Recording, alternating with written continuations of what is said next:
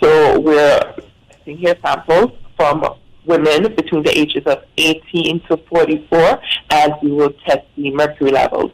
And the other study that we're currently undertaking is the mercury levels in skin-lightening and cosmetic products.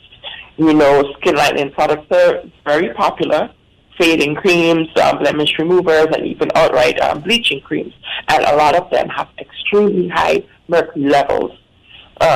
So when people use these, then the mercury will get passed into the bloodstream. It's absorbed by the body, and it has very dire effects.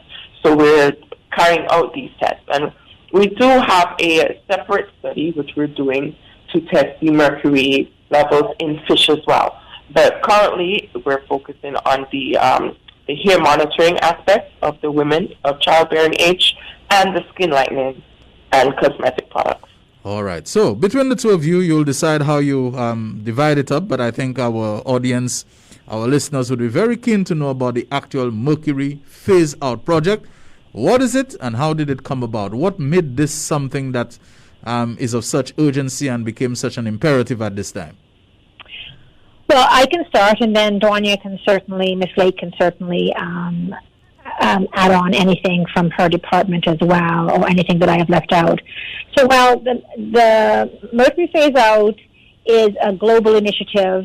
It's globally to phase out mercury, and about 140 countries signed on globally for the purpose of phasing out mercury, and Antigua signed on to in 2016 to the Minamata Convention, that's what it's called, and for the reasons of phasing out mercury.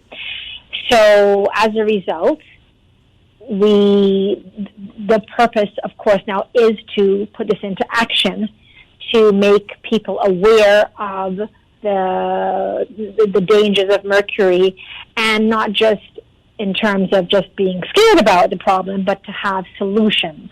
So the purpose of this mercury phase out is to make the public aware, but for every challenge or problem that it poses, we have a solution. What can we do about it?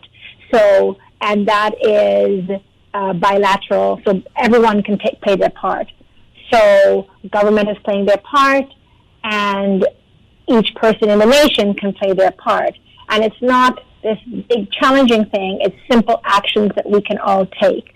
For instance, we will be having the campaign to collect fluorescent light bulbs, which are, if they're not LED fluorescent light bulbs, they will contain mercury. And that's not for people to be scared, because once it's contained in the light bulb, you are protected and you are safe.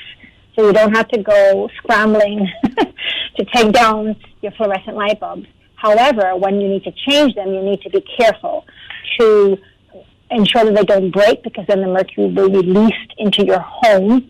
And additionally, we will now have the campaign where we will be having different locations where people can take their fluorescent light bulbs and properly dispose of them so that it's contained safely and won't end up in the landfill, because we don't want it to be disposed of in your garbage, because then it ends up in the landfill and then seeps into our waters, etc. So you'll be hearing much more about that. But these are simple actions that we can take in terms of the skin lightening creams. Read the labels to be aware of the mercury content. Ms. Lake will speak a little further to this as well.